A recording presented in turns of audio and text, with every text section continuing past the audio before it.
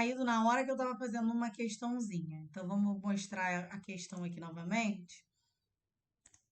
Deixa eu fechar aqui esse bolo de página e compartilhar minha tela com vocês. Tá, já tá aí a tela, vamos lá. Então, na hora que caiu, a gente estava falando sobre essa questão, que é uma questão que se refere ao Alton, mas eu trouxe porque a VUNESP pode cobrar, uma vez que essas instabilidades de emulsões estão ali no Ansel também, tá? Então, a separação da emulsão em duas fases, uma mais rica de fase dispersa que a outra, é conhecida como efeito creaming. Ele bota ali um bando de nomes que, inclusive, não nem são aplicados a emulsões, eu não sei nem que fenômenos aí são esses, tá? Sendo bem sincero, não sei nem se essas coisas existem, mas a resposta é creaming, ok? E aí, né, agora a gente vai falar aqui da lei que meio que vai explicar aí, dar conta de explicar quando um sistema disperso, de forma geral e em especial uma emulsão, vai ter maior ou menor propensão a ter uma instabilidade, né? Ou caminhar aí para o efeito creaming, coalescência e, consequentemente, separação de fases, que é a chamada lei de Stokes. A lei de Stokes, gente, ela aparece em outros contextos, né, ao longo aí da tecnologia farmacêutica, mas aqui o objetivo é a gente avaliar a estabilidade, maior ou menor propensão desse sistema a se manter ao longo do tempo estável. É necessário decorar essa fórmula? Não, mas é necessário entender os parâmetros que estão ali compreendidos nessa fórmula e de que forma cada um desses parâmetros contribuirão para menor ou maior estabilidade desse sistema. Então, vamos entender aqui como é essa lei de Stokes. Então, a gente vai ter aqui o Vzinho, que é a velocidade de sedimentação das gotículas, por exemplo. O D, que é o diâmetro das partículas ou gotículas, nesse caso, gotículas, porque a gente está falando de emulsão. Esse daqui, essa diferença aqui vai ser a diferença de densidade entre a fase interna e a fase externa. Esse Nzinho aqui vai ser a viscosidade e G, a gravidade, ok? E aí, né, de forma matemática, olhando essa fórmula, já dá para perceber aqui algumas coisas. Que, por exemplo, quanto maior a minha viscosidade da minha fase externa, né, que é o que está em maior quantidade, provavelmente menor a minha velocidade de sedimentação das gotículas. O que pode ser um fator que eu posso modular ou modificar, tentando justamente impedir essa sedimentação das gotículas, né, para manter o meu sistema estável. Então é importante a gente entender que, por exemplo, a viscosidade ela vai afetar a minha velocidade de sedimentação de maneira indireta, né? Então, quanto maior a viscosidade, menor a sedimentação dessa gotícula ou partícula. E aí eu estou dizendo ou partícula porque, por exemplo, para as suspensões em que eu tenho uma partícula insolúvel no meio líquido, essa lei também vai valer. E quando, por exemplo, eu quero diminuir a possibilidade de ter uma estabilidade ali da minha suspensão, eu posso lançar mão de usar um veículo da minha suspensão mais viscoso. Em vez de eu utilizar água, eu posso utilizar um xarope, tá? Que é muito mais viscoso do que a água e vai me ajudar aí nessa questão da velocidade de sedimentação das minhas partículas ou gotículas. Tudo bem? Da mesma forma, né, se eu pensar aqui no diâmetro da minha partícula, né, ou da minha fase interna, da minha gotícula da fase interna, quanto menor esse diâmetro, maior a velocidade de sedimentação. Por quê? Quanto menor o diâmetro, maior a superfície de contato e, consequentemente, mais facilmente essas gotículas, né, vão ter ali mais área para contato uma com as outras e isso pode favorecer, então, uma sedimentação em instabilidade. Da mesma forma, né, quanto maior a diferença aqui da minha de densidade entre a minha fase interna e fase externa, maior a velocidade de sedimentação também. Ou seja, com maior facilidade vai acontecer a quebra ou separação dessas fases. Tudo bem?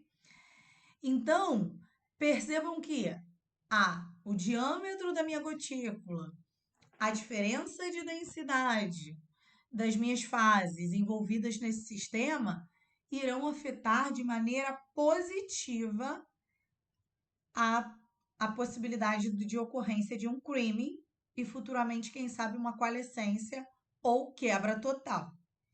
Por outro lado, a viscosidade vai ser um fator que vai se relacionar de forma indireta, né? E aí, quanto menor essa viscosidade, provavelmente maior a possibilidade de um creaming, e quanto maior a viscosidade, menor a possibilidade de creaming.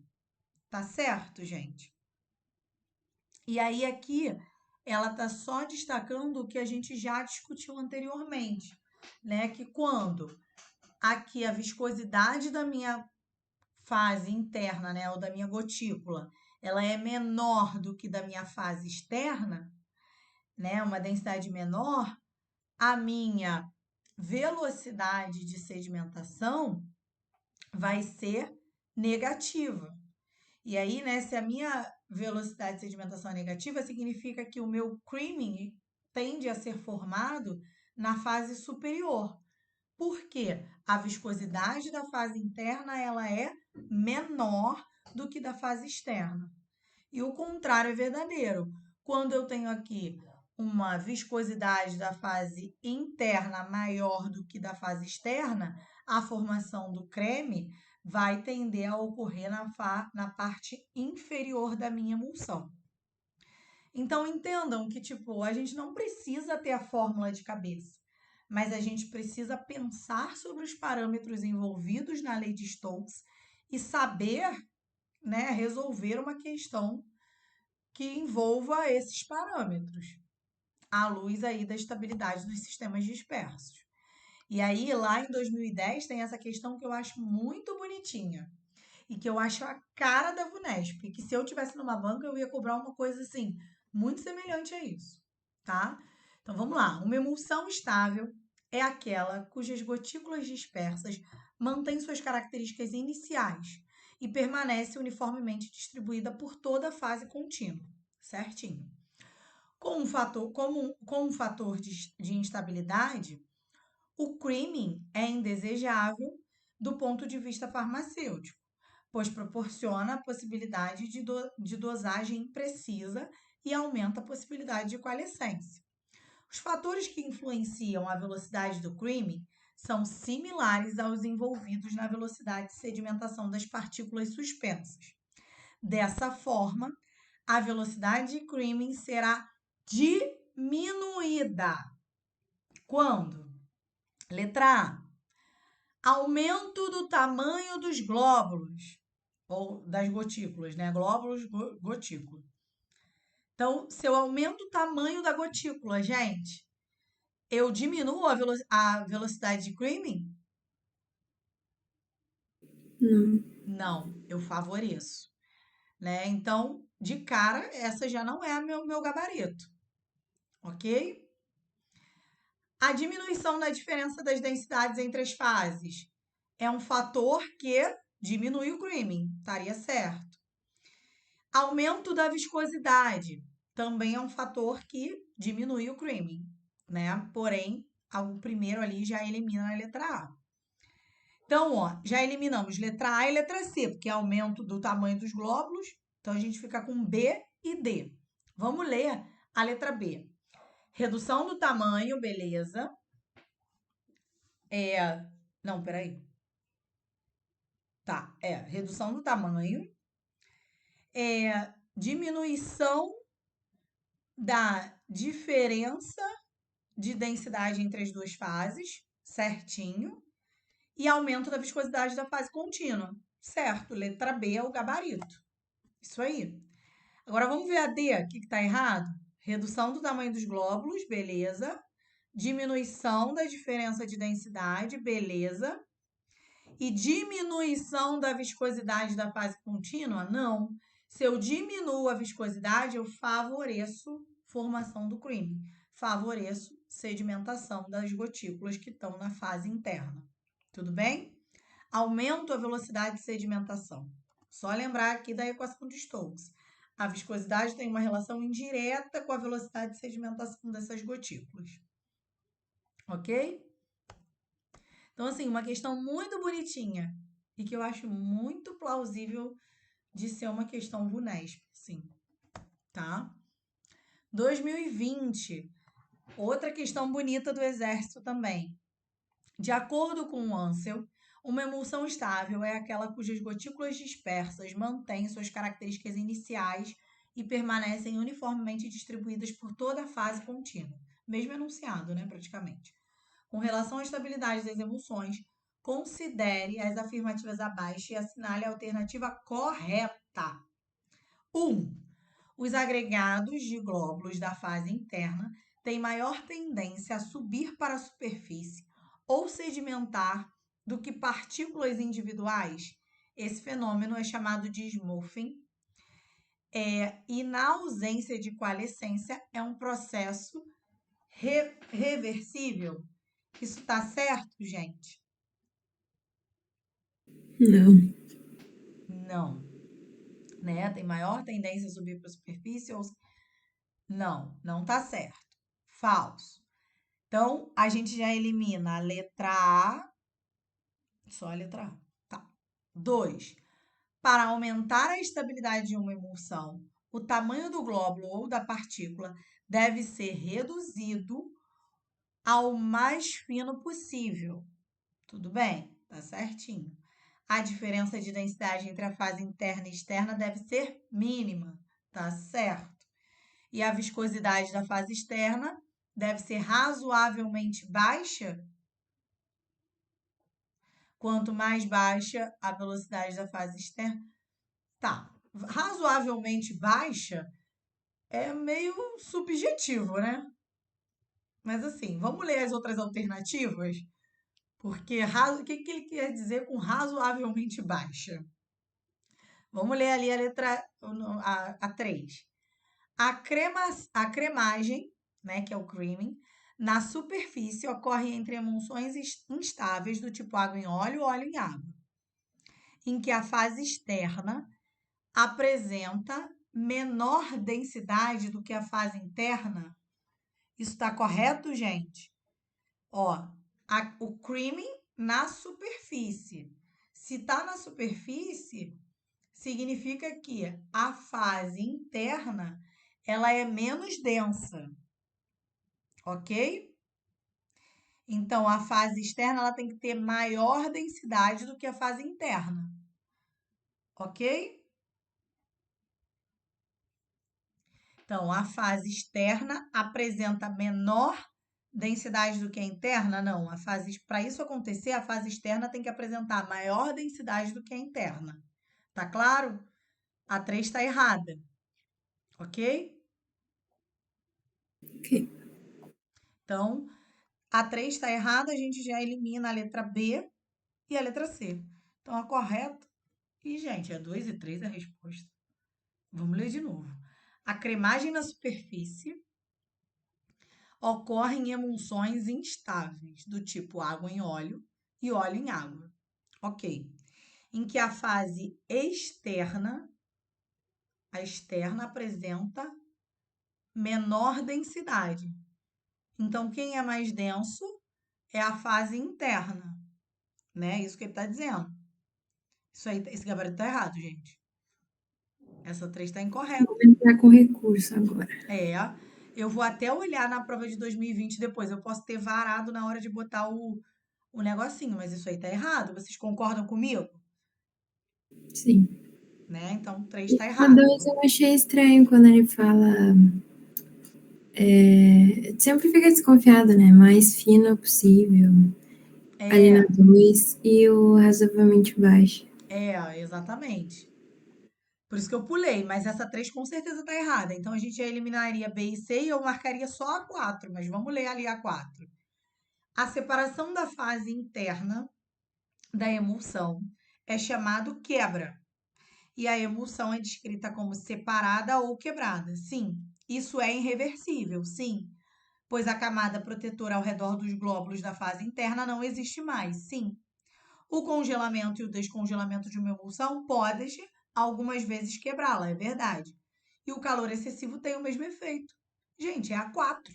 Resposta aqui, gabarito, é somente a alternativa 4. 4 está correta. Inclusive, eu vou até mudar isso aqui e anota aí, gente, para eu verificar o gabarito oficial depois, tá? Mas deu para entender? Sim. Beleza. Com a licença, né? Então a gente foi caminhando, a gente estava no creaming, que é reversível, agora a gente vai para a coalescência, que é irreversível. Então é o processo de crescimento das partículas, das gotículas. Elas vão se juntar em gotículas bem maiores. E aí é um processo que vai causar já uma desestruturação para que a gente consiga lá, né? Consiga não, né? Para que aconteça a quebra. Então, deixa de existir a camada protetora em torno das gotículas internas, que estava ali estabilizando esse sistema, ok? E aí, finalmente, acontece a quebra, que é o último fenômeno de instabilidade das emulsões, que é a separação efetiva, e a gente não tem mais nenhuma força entre a fase externa e a fase interna. Métodos de preparo de emulsão, né? Como é que a gente prepara? Normalmente a gente vai ter uma dissolução ali em recipientes separados da fase aquosa e da fase oleosa. Então, todos os recipientes ou fármaco, né, a depender da característica química, que sejam solúveis na fase aquosa, irão na fase aquosa. Aqueles que têm afinidade com a fase oleosa, irão na fase oleosa. E aí depois a gente faz a adição de uma fase sobre a outra. Nesse momento a gente já coloca o agente emulsificante, tá? Ou mesmo solubiliza esse agente emulsificante ou na fase aquosa ou na fase oleosa, a depender do EHL, né, que ele apresente. E aí, sob agitação, a gente verte uma fase na outra e leva então para o resfriamento. Por que resfriamento? Porque aqui, no momento de preparar a fase aquosa e a fase oleosa, a gente vai fazer um aquecimento, normalmente em torno de 75 a 80 graus, a depender também da termoestabilidade dos recipientes e fármacos envolvidos no preparo dessa emulsão. E aí depois, sob agitação, a gente verte uma na outra, deixa esse sistema resfriar e leva para o invase. Então, de forma bem simples e geral, é esse o processo de preparo. Mas o livro, né, gente, ele vai falar ali de métodos mais de forma bem mais específicas. E aí ele destaca 3 métodos de emulsificação em pequena escala: o método da goma seca ou continental, o método da goma úmida ou inglês e o método de Forbes ou do frasco. E aí a gente precisa saber cada um deles porque ele descreve, tá? Método da. Por que tem esses nomes? Não me pergunte, que são os nomes aleatórios e que é difícil até fazer uma relação, né? Método da goma seca ou continental. Vai servir para preparar emulsões do tipo óleo em água. Então, a gente vai ter, né, adição da fase externa na fase interna. Então, é o contrário aqui, né? Porque normalmente a gente adiciona a fase interna, que é o que tem menor quantidade, na fase externa. Aqui no método da goma seca ou continental, a gente faz o contrário do que a gente está acostumado. Pega a fase externa, que é a aquosa, e adiciona na fase interna. E essa fase interna contém o agente emulsificante ou emulgente. A relação ali das fases, né, que a gente vai ter é de 4 para 2 para 1, de óleo, água e goma. Então, primeiro, a gente pega essa goma, que é a goma arábica, ela é um pozinho, mistura no óleo e acrescenta a água, que é a fase externa. Então, percebam, né? A fase oleosa, que é a fase interna, ela vai conter o agente emulsificante, que é a goma, e o óleo propriamente dito.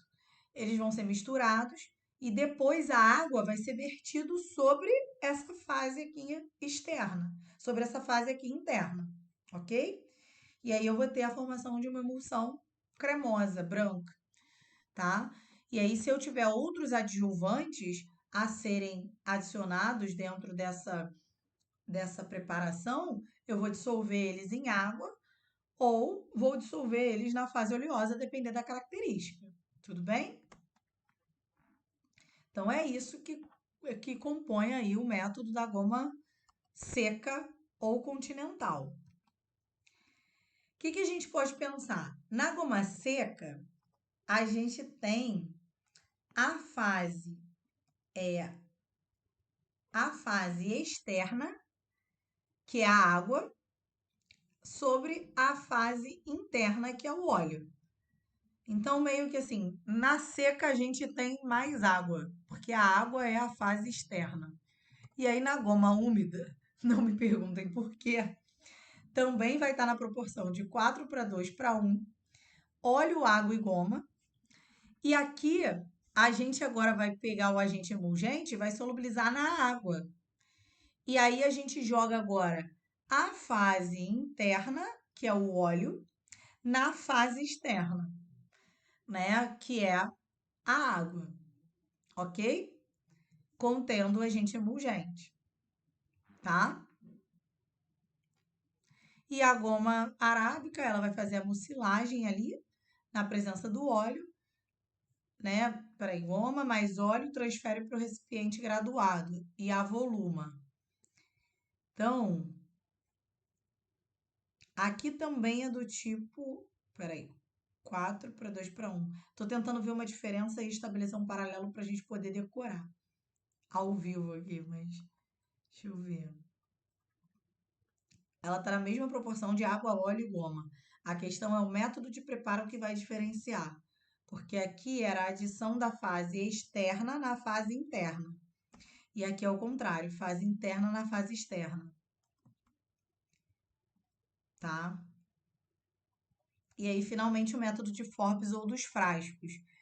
Ele é inicialmente proposto para facilitar a emulsificação quando se trabalha com goma seca. É usado para emulsificação de óleos voláteis ou substâncias oleosas de baixa viscosidade. E normalmente o que eu vou ter? A goma, 2 partes do óleo, tá? Que vai ser posto em contato com a goma.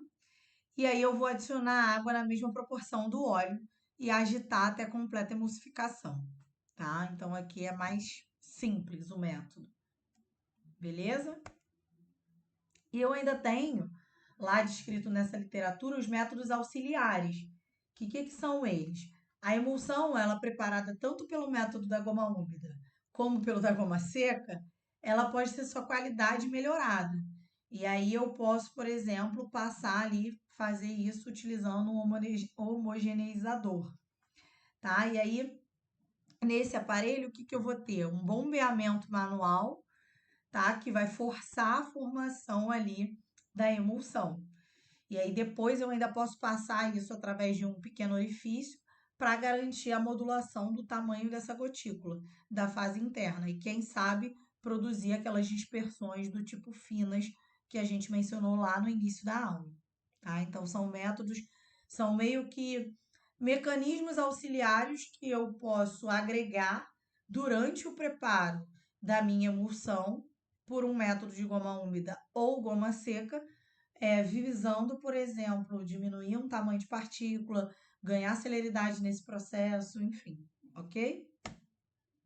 E aí, gente, em 2020 ele cobrou isso.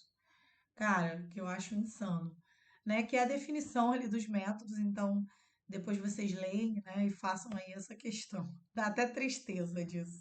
Mas pelo menos o gabarito era o mais fácil, que é o método de Forbes ou dos frascos, né?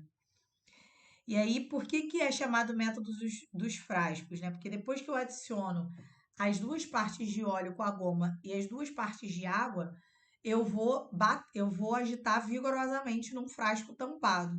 E aí, por isso que ele chama isso de método dos frascos, acho eu, né? Ou, se não for isso, a gente pode fazer uma analogia com isso para poder decorar. Gente, vamos falar aqui rapidamente de agentes levigantes, que a gente até comentou na aula passada, no contexto ali de incorporação, de produção a partir de um pó, incorporação desse pó numa pasta, né? Que aí é quando a gente utiliza um líquido como facilitador para a redução de partícula desse sólido e incorporação, por exemplo, em emulsões ou bases oleosas. E aí a gente tem alguns exemplos aqui nesse quadrinho, tá? Como a glicerina, propileno glicol, PEG 400 e outros. Trouxe só para que vocês tenham aí alguns nomes em mente, caso isso venha a ser cobrado. Beleza? Vamos falar de suspensões, gente.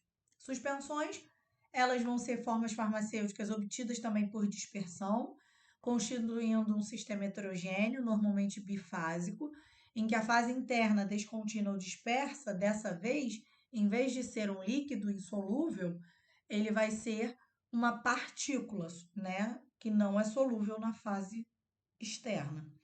E aí, além da fase interna, eu tenho a fase externa, que é a contínua ou dispersante, que normalmente é um líquido ou semissólido. Então, são formas farmacêuticas que contêm partículas finas do ativo em dispersão, uniformemente distribuídas no veículo, qual o fármaco apresente solubilidade mínima, ou seja, completamente insolúvel, ok?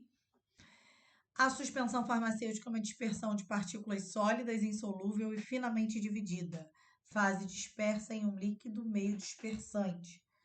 É uma dispersão grosseira, né? Assim como emulsão. E geralmente a gente vai ter um tamanho aí, portanto, entre maior que 50 micras. Razões para o uso das suspensões. Substâncias que são quimicamente instáveis em soluções, então uma alternativa é administrar esses fármacos em suspensão. Forma líquida preferida à sólida pela facilidade de deglutição e flexibilidade de dose em relação à administração, tá? Mas não significa que ela é preferida, sei lá, mais comercial do que a sólida, né? A sólida, ela ocupa aí 80% do mercado. Mas, em relação a esses aspectos, existe aí uma vantagem da suspensão em relação às formas farmacêuticas sólidas orais. E, além disso, também viabiliza mascaramento de odor e sabor, uma vez que esse sólido, que tem um sabor ou odor desagradável, não estará ali totalmente solúvel, né? Então, ele vai estar ali insolúvel. Então, faz com que a gente não tenha um sabor tão pronunciado, né? Caso o sabor seja desagradável. O que eu desejo? Eficácia terapêutica, estabilidade química, uma boa aparência, uma sedimentação dessas partículas lenta e uma redispersão uniforme e suave, porque a suspensão, ela necessariamente, quando em repouso, vai haver a separação da fase dispersa e meio dispersante, mas eu preciso garantir que ao agitar eu consigo redispersar esse sólido no meu líquido, garantindo a uniformidade de dose. Para isso, eu tenho que ter tamanhos de partículas na fase dispersa que permaneçam constantes ao longo do período ali de armazenamento e validade dessa preparação. Tem que escoar com rapidez do meu frasco, né, para garantir uniformidade de dose. E eu tenho que ter ausência de aglomerados ou crescimento de cristais precipitado ali dessa formulação. O que é desvantagem da suspensão? O fato de eu ter que agitar antes de utilizar. Então, suspensão, gente, sempre é necessário agitar antes de utilizar, tá? Menor precisão na dosagem em relação a, por exemplo, uma solução, porque essa coisa vai depender ali do paciente agitar, né? E saber que precisa agitar. São termodinamicamente instáveis, como a gente já mencionou aí o caso das emulsões, e pode ter ali alguns problemas relacionados ao seu armazenamento, porque pode acontecer a formação de um sedimento que é compacto, e aí é difícil de ser redisperso e, consequentemente, prejudicar ali a qualidade e eficácia da minha forma farmacêutica final. Quais são as aplicações? São formas farmacêuticas orais, antibióticos, antiácidos, analgésicos. Podem ser de aplicação tópica, por exemplo, a solução de calamina, que um exemplo é o Caladril, né, no pós-praia, quando a gente torra lá no sol, a gente usa essa loção de calamina e dá para perceber, né, que aquela loção rosa, ela tem um pó ali insolúvel. Quando a gente passa, a gente sente. E além disso, eu posso administrar ainda na forma parenteral, tá? Exceção é via intravenosa, tá? Porque a gente não vai administrar um sólido insolúvel na veia, pelo amor de Deus, senão a gente mata o indivíduo, tá? Vou deixar essa questãozinha legal, mas vou deixar para vocês resolverem sozinhos para a gente avançar aí no conteúdo, tá? Da mesma forma que a emulsão, as suspensões, elas também vão ter ali a lei de Stokes associada, né? E aí a gente precisa agora pensar em partícula e não mais gotícula, mas tudo que a gente falou vale, né? Ainda. E agora a gente não está mais falando de diferença de densidade de uma fase interna e uma fase externa. Ainda tá, mas agora a minha fase interna é uma partícula, ok? Mas o raciocínio, tudo que a gente discutiu, vale para suspensão também. A estabilidade física de uma suspensão, ela pode ser ajustada. E aí, de que forma eu posso fazer isso? Tendo em vista a lei de Stokes, né? Eu posso, por exemplo, diminuir o tamanho da minha partícula. Eu posso, por exemplo, diminuir o tamanho da minha partícula. Eu posso aumentar a viscosidade da minha fase externa. Eu posso adicionar agentes emulsificantes. Eu posso adicionar agentes floculantes que vão fazer com que as minhas partículas fiquem em suspensão e não se depositem com tanta facilidade ou com menor velocidade. E posso ainda, na fase externa, adicionar agentes suspensores, que vão aumentar a viscosidade dessa fase, diminuindo a possibilidade de sedimentação dessas partículas. Tudo bem? Tamanho das partículas vai ser um parâmetro importantíssimo no caso da estabilidade de suspensão. Então, né, o diâmetro dessas partículas vai estar muito associado a essa estabilidade e também vai ser consequência da forma de preparação dessas suspensões. Então, normalmente o que eu desejo é obter ali pós finos, né, para ter uma baixa velocidade de sedimentação, conforme o que a gente já viu ali da lei de Stokes. E, por exemplo, um método muito bom para me garantir isso é lançar mão do spray dryer ou da micropulverização.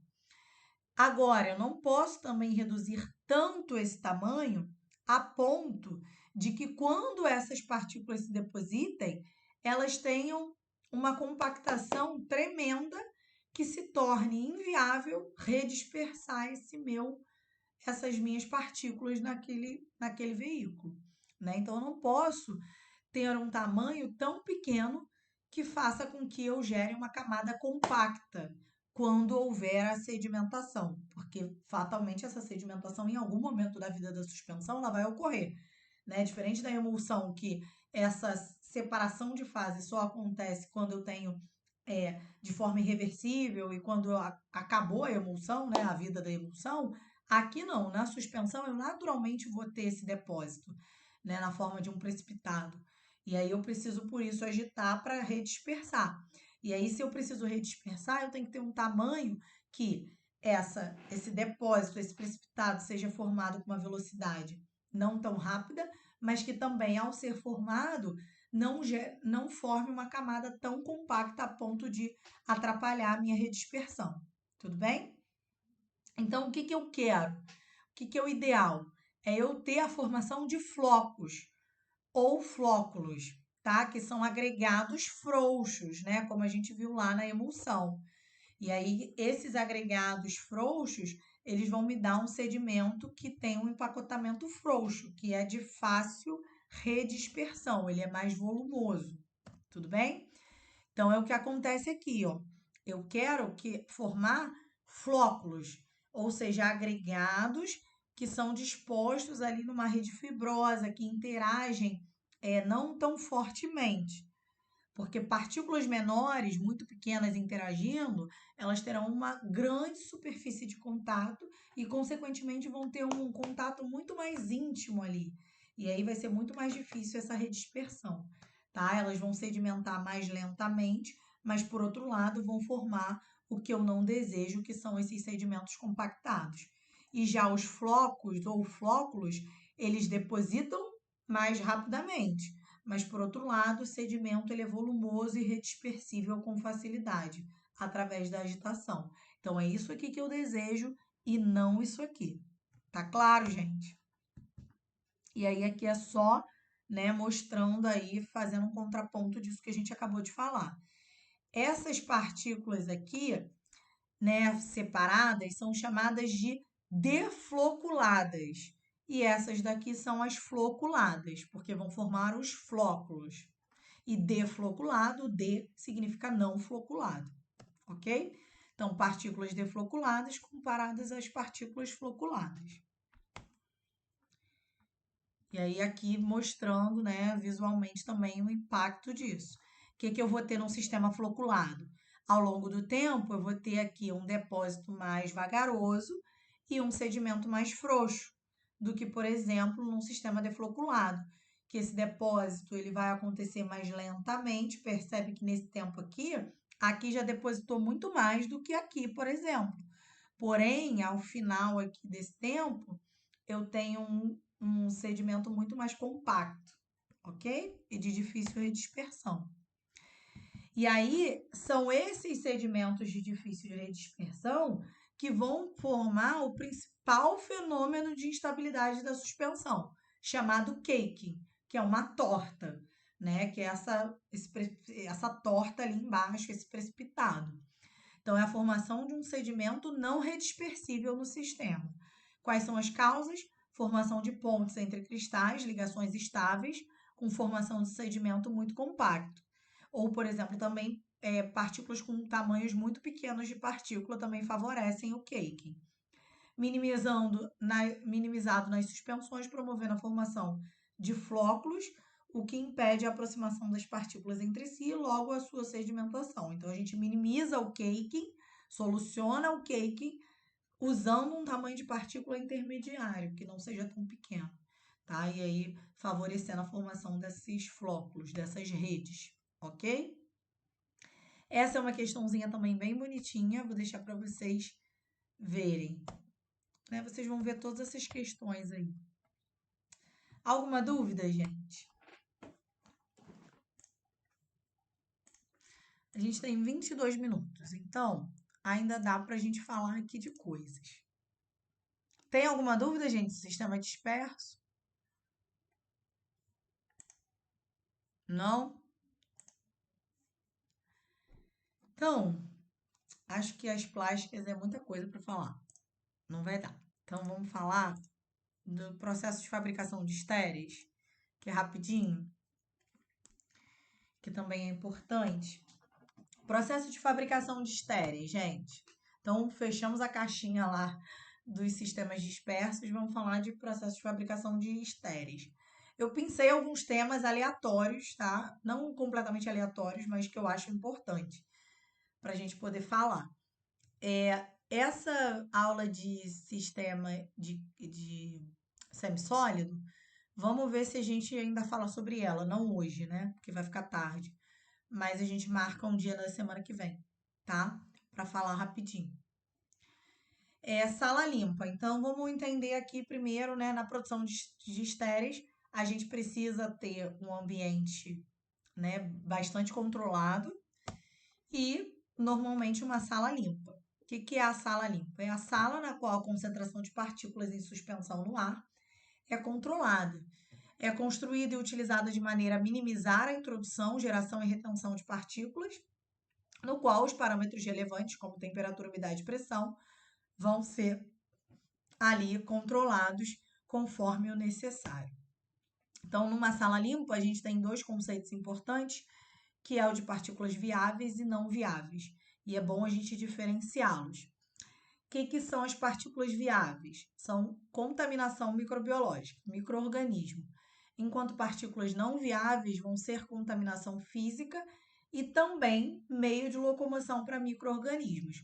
Por isso, em sala limpa, eu vou ter que controlar o número de partículas viáveis e também número de partículas não viáveis, porque porque as não viáveis, elas também serão fonte para locomoção, permanência de contaminação, né, de partículas viáveis.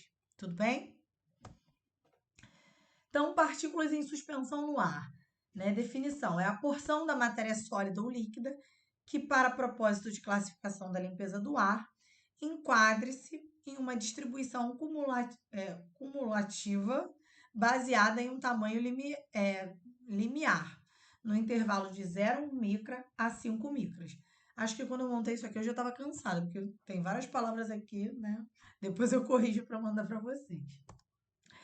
E aí, de acordo com essas partículas, né, a gente vai ter aí a classificação dessas salas limpas.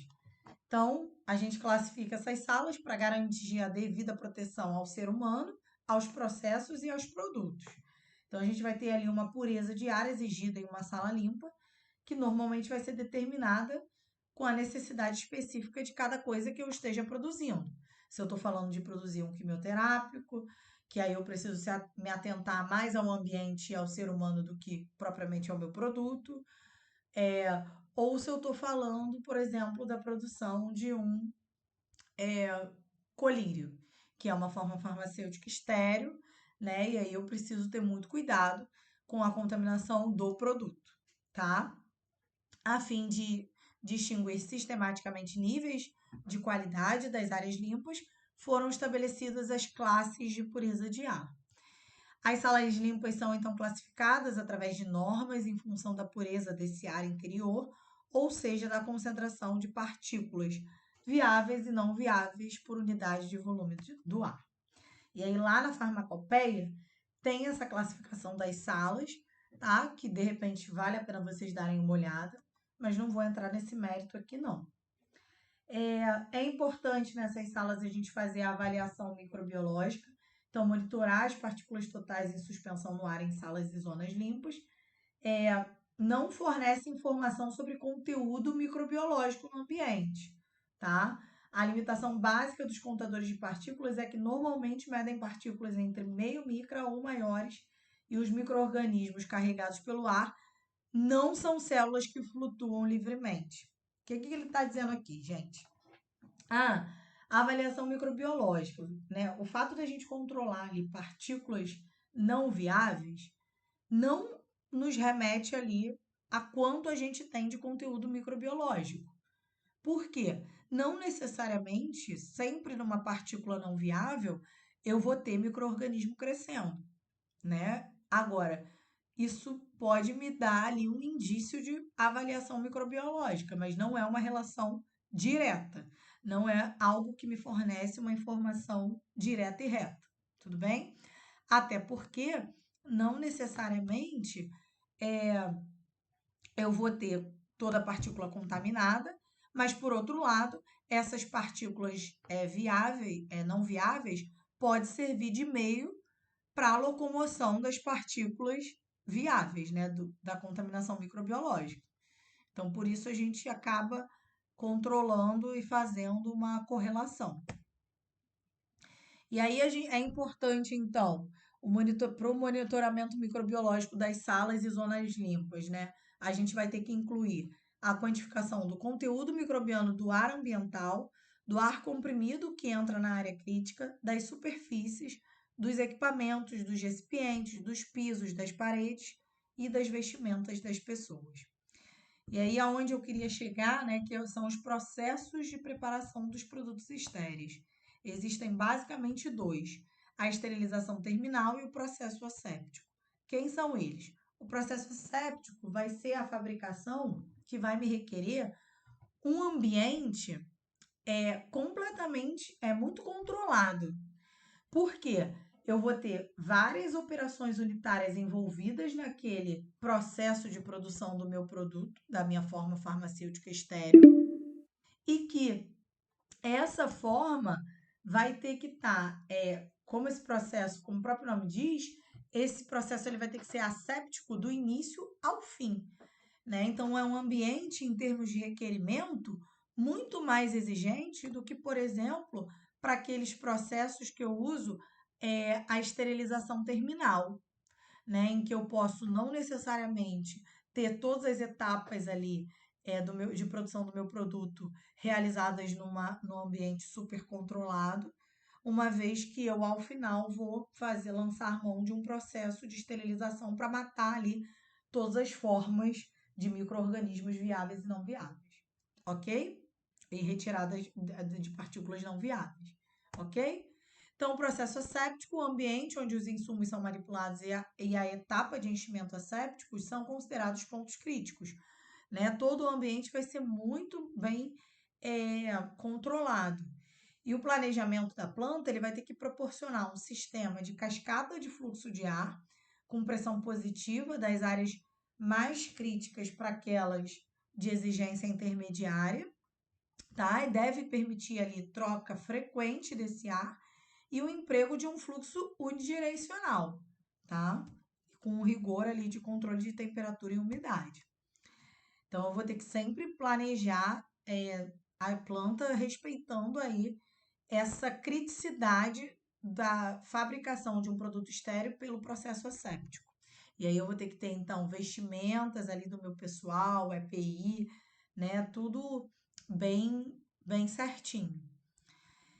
E normalmente a gente tem um ensaio que a gente chama de média-fio, que é a gente simular o processo asséptico de produção de um determinado medicamento.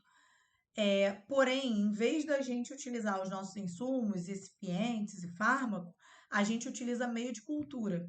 Então, a gente vai submeter um meio de cultura bem geral e rico ali, passando ali pelo meu equipamento, fazendo todas as etapas unitárias do meu processo, né? E aí, ao final, eu acondiciono esse meio de cultura numa temperatura adequada e vejo se vai haver crescimento de alguma coisa, para que dessa forma eu garanta que todo o meu processo, né, todas as minhas etapas, elas são de fato estéreis. E aí, com isso, eu consigo garantir ali a criticidade que o processo asséptico exige, ok? Então, o teste de média-fio é isso que eu acabei de falar para vocês. E é importante conhecer que lá em 2019 já foi cobrado. Isso tem na farmacopeia, então depois deem uma olhadinha. Por outro lado, gente, a esterilização terminal, a gente não vai precisar ter todo esse rigor, porque a gente consegue, nessa esterilização, nesse processo, né, esterilizar o final. Então, se a gente esteriliza o final, a gente não precisa fazer ali a produção dessa forma farmacêutica num ambiente altamente controlado, como o processo asséptico. Então, assim, pontos importantes dos estéreis. Essa questão de partícula viável e não viável, ter isso bem diferenciado na cabeça. Saber o conceito de sala limpa e classificação dela, que está lá na farmacopeia. E, além disso, saber os métodos de produção de produtos estéreis, seja aí por processo asséptico, seja por esterilização terminal. No processo asséptico, é importante a gente lembrar do média-fio, que está descrito também aqui nos slides, e é o que eu acabei de mencionar para vocês, e tem também na farmacopeia. Outro ponto importante em relação ao processo de esterilização terminal é a gente conhecer os métodos de esterilização e o que cada um deles vai eliminar. E saber também quando eu utilizo uma esterilização por calor úmido, quando eu vou preferir uma por calor seco, né, uma autoclave ou uma estufa, quando eu vou usar um óxido de etileno, tá? Então é importante também dar uma olhada aí nesses métodos, tá? Porque acho bem potencial aí para ser cobrado. Beleza? Gente, tentei falar rápido, mas todo esse material vai ser disponibilizado para vocês e vocês vão conseguir olhar aí os pontos